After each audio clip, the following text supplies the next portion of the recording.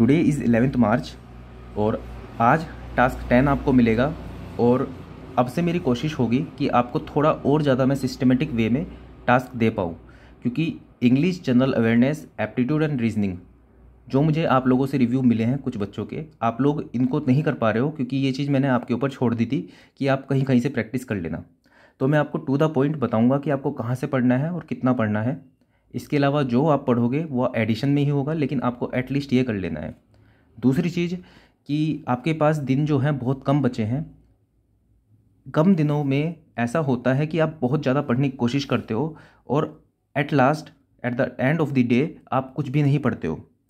तो ये human psychology होती है कि हम सोचते हैं कि बहुत कुछ कर लेंगे लेकिन कुछ भी नहीं कर पाते हैं। तो बेटर ये होगा कि पहले छोटे छोटे टास्क कंप्लीट करो, उनको कंप्लीट कर लिया तो फिर आप ऐड ऑन करो अपने स्केड्यूल के अंदर।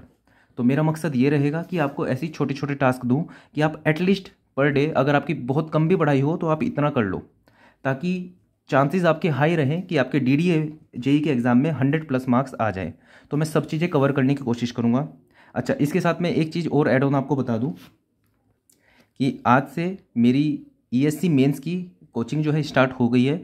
उसमें लगभग 6 से 7 घंटे की मेरी कोचिंग है, प्लस मुझे 6-7 घंटे अलग से देना ही पड़ेगा अगर मुझे सिलेक्शन चाहिए। उसके अलावा 6-7 घंटे सोने के, तो 20+ आवर तो मेरे ऐसे ही चले गए। उसके बावजूद मैं आप लोगों के लिए वीडियो बना रहा हूँ, तो इस वीडियो की रेस्पेक्ट करना। और मेरा जो एक्सपेक्टेशन है मेरी आपसे वो सिर्फ इतनी है कि जो आपको टास्क मिल रहा है उसको डेली के डेली कंप्लीट करो, ताकि आप लोगों का सिलेक्शन हो जाए, इसी बार सिलेक्शन हो जाए। क्योंकि बहुत गोल्डन अपॉर्चुनिटी है कि डीडीए जेई में आपका सिलेक्शन हो जाए। तो इसलिए आप बहुत पीछे भी हो अभी, लेकिन ये 20 दिन में, 15-20 दिन के अंदर आप बहुत आगे निकल जाओगे अगर डेली टास्क को फॉलो करोगे। तो प्री रिक्विजिट क्या है, आपको क्या किस चीज़ की ज़रूरत पड़ेगी अगर जो आपको इस टास्क को कंप्लीट करना है? उसके लिए आपको टेक्स्ट बुक का सब्सक्रिप्शन लेना ही पड़ेगा, क्योंकि मैं उसके थ्रू ही आपको दे रहा हूँ। मैं कोई लिंक विंक कोई प्रोवाइड नहीं कर रहा हूँ। अपने हिसाब से अपना टेक्स्ट बुक का सब्सक्रिप्शन ले लेना। और भी बहुत फ़ायदे हैं टेक्स्ट बुक के सब्सक्रिप्शन के, जैसे उसके अंदर हर एक एग्ज़ाम के प्रीवियस ईयर पेपर आपको मिल जाएंगे as a mock test apply try करने के लिए। तो वो होना ही चाहिए टेक्स्ट बुक का सब्सक्रिप्शन हर एक बच्चे के पास। तो आप टेक्स्ट बुक का सब्सक्रिप्शन ले लेना। उसके बाद आपको क्या करना है, आपको डीडीए जेई का एक सेक्शन होगा सिविल के लिए, उसके अंदर जाना है। उसके अंदर जाने के बाद आपको जो जो टास्क 10 के अंदर आज ट्राई करने हैं वो मैं आपको बता देता हूँ। इंग्लिश के अंदर वहाँ पे सब्जेक्ट टेस्ट 1 होगा।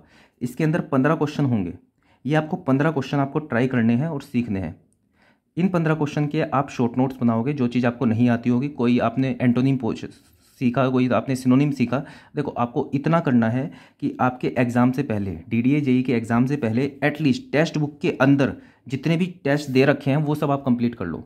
मैं इसी मिनिमम की बात कर रहा हूँ कि आप सब कुछ करने के चक्कर में कुछ भी नहीं कर पाओगे। मेरी इतनी कोशिश रहेगी कि आपके एग्जाम से पहले एटलीस्ट टेक्स्ट बुक का हर एक क्वेश्चन पेपर मैं आपका करवा दूं। टेक्स्ट बुक के अंदर जितने भी टेस्ट हैं वो सब मैं आपके करवा दूं, ताकि एटलीस्ट एक मिनिमम तो आप अचीव कर लो, और मिनिमम प्लस आपके पास एक रेंज हो। ऐसा ना हो कि कुछ चीज़ छूट जाए। तो ये मेरी एक कोशिश रहेगी। तो आपको क्या करना है, इंग्लिश का सब्जेक्ट टेस्ट 1 देखना है। उसके अंदर 15 क्वेश्चन होंगे, वो आपको अटैम्प्ट करने हैं, प्लस इसके शॉर्ट नोट्स बनाने हैं। कोई भी ईडीएम, कोई भी स्पेलिंग आप सीखोगे तो उसको आपको लिखना है। कोशिश ये रहेगी कि जो भी सब्जेक्ट टेस्ट आपने दिया है, टेक्स्ट बुक का जो भी टेस्ट दिया है आपने, उसमें से अगर कोई क्वेश्चन आ जाए आपके एग्जाम में तो आपको छूटना नहीं चाहिए। ये आपकी कोशिश होनी चाहिए। इसके अलग तो आप करोगे ही चीज़ें।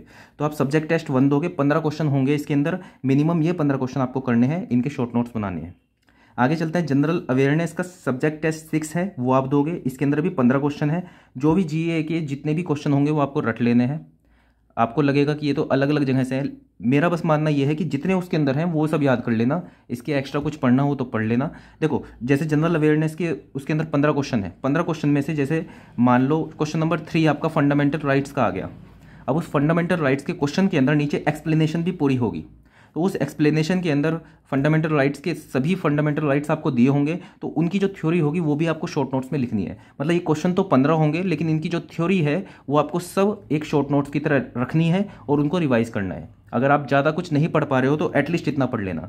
ऐसी सब्जेक्ट टेस्ट यहाँ पे 6 हैं, तो आपके पास कम से कम इतना तो होगा कि आप, ऐसा नहीं होगा कि आप जनरल अवेयरनेस बिल्कुल छोड़ के जा रहे होंगे। कुछ तो आपको पता होगा, और इसमें से 2-3 क्वेश्चन तो आपके आ ही जाएंगे, बहुत मतलब पक्का। रीजनिंग का सब्जेक्ट टेस्ट 11 आपको करना है, फिर से 15 क्वेश्चन होंगे, इसमें लगभग आपका आधा घंटा वैसे भी लग जाएगा, तो ज़्यादा वैसे भी टाइम नहीं देना है। तो सब्जेक्ट टेस्ट 11 आप करोगे रीजनिंग का, सब्जेक्ट टेस्ट 16 करोगे आप एप्टीट्यूड का, और टेक्निकल के अंदर आप पहले जाओगे चैप्टर टेस्ट के अंदर। मैंने देखा है कि जब मैंने आपको फुल टेस्ट करने के लिए मैंने आपको दिए हैं तो काफ़ी बच्चों के बहुत कम कम मार्क्स भी आ रहे हैं। तो उसका रीज़न ये है कि आपने पूरा रिवीजन बहुत अच्छे से नहीं किया हुआ है, सब चीज़ें अच्छे से नहीं पढ़ी हुई है। तो आपको सबसे पहले चैप्टर फॉर्म में आपको सब चीज़ें पढ़नी पड़ेंगी, उसके सब्जेक्ट फॉर्म में आना पड़ेगा, फिर आपको फुल टेस्ट देना पड़ेगा, तभी आपका मोटिवेशन हाई भी रहेगा, नहीं तो आपका मोटिवेशन डाउन हो सकता है बिना पढ़े फुल टेस्ट देने में।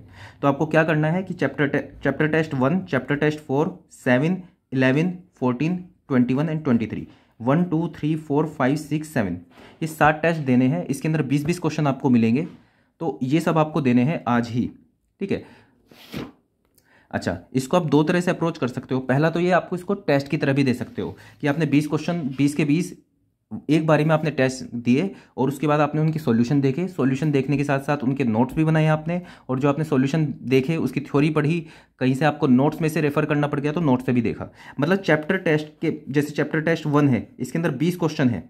अब इस 20 क्वेश्चन के अंदर जहाँ जहाँ जो भी थ्योरी है वो आपको आनी चाहिए, उसमें से अगर जो क्वेश्चन आया तो गलत नहीं होना चाहिए। मैं नहीं कह रहा आपको कि हर एक चीज़ आपको सिविल इंजीनियरिंग की आती हो, लेकिन जो भी टेस्ट यहाँ पे आपने दिए हैं इनका आपको सब कुछ आना चाहिए। इस तरह से ही आपको लेके चलना है मिनिमम, ठीक है। तो आप इसके अंदर चैप्टर टेस्ट दोगे, 2 तरह से दे सकते हो, एक तो टेस्ट की तरह दे सकते हो, दूसरा आप इसको टेक्निकल पैकेज की तरह दे सकते हो। मतलब आप चैप्टर टेस्ट 1 पे जाओगे, उसको सबमिट कर दोगे, सबमिट करने के बाद पहला क्वेश्चन देखोगे, पहला क्वेश्चन का आप अपने हिसाब से आंसर करने की कोशिश करोगे। जैसे आपने आज आंसर ए किया लेकिन उसका बी था, तो आप उसका सॉल्यूशन देखोगे, उसको शॉर्ट नोट्स में उतारोगे, आप जाके अपना जो क्लास नोट्स है उससे उसको रिफर करोगे, फिर आगे बढ़ोगे। ऐसा नहीं है कि आपको सब कुछ पढ़ना है, लेकिन एटलीस्ट इतना पढ़ लेना है आपको, ठीक है। तो 2 तरह से आप दे सकते हो, फुल टेस्ट की तरह भी दे सकते हो, टेक्निकल पैकेज की तरह भी दे सकते हो।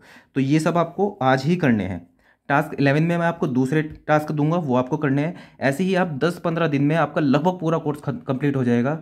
जो आपके डेली के डेली दिन जो आपके बिल्कुल ऐसे ही वेग बिल्कुल खाली जा रहे हैं, उसमें कम से कम कुछ चीज़ ऐड ऑन होगी। ये करने के बाद लगभग काफ़ी टाइम निकल जाएगा आपका।